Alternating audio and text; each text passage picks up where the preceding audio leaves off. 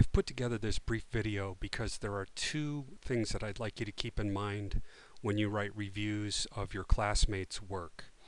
One is to offer more description than evaluation, and the other is to give enough detail that your classmate knows how to act on your advice. So let's look at each one for a few minutes. First, offer enough description or focus on description rather than evaluation.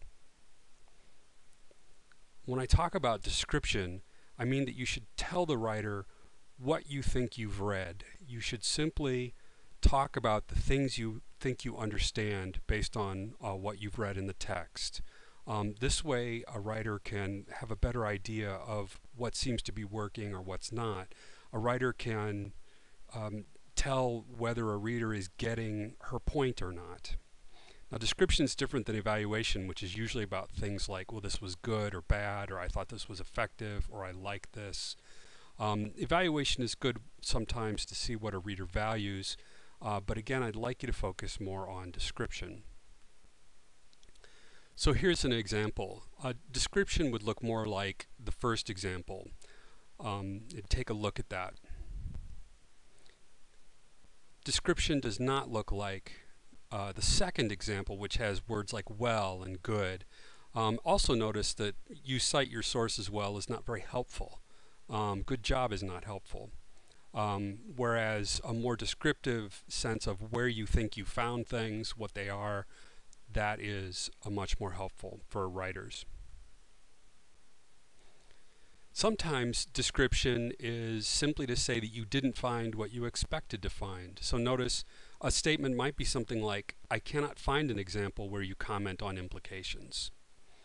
That gives the writer a sense that a reader is having trouble finding something, or perhaps it just signals for a writer that something's not there and perhaps needs to be there.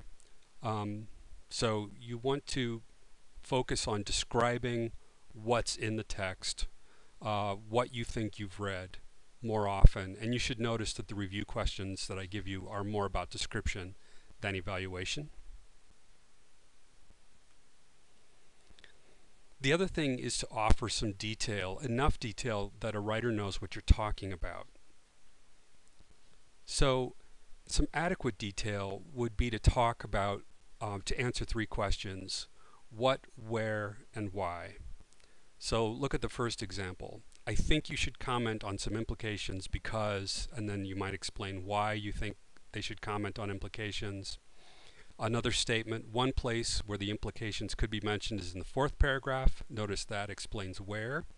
And where you write, you're giving them a sense of where it is, what you think needs to be done, and why. Brief statements simply as you should discuss implications, or I think you need more detail, those just aren't that helpful. So again, and this lays out the what, the why, and the where. So when you're writing some advice to a classmate, go back and look at it. Are you answering what, why, and where? That will be important for a good review. So here's a summary of the 2 points. Describe. I'm looking more for you to just tell what you see, what you read, and only a little bit of evaluation. And when you offer advice, make sure that you're explaining what advice you want to give, why you think it's important, and where that can be applied.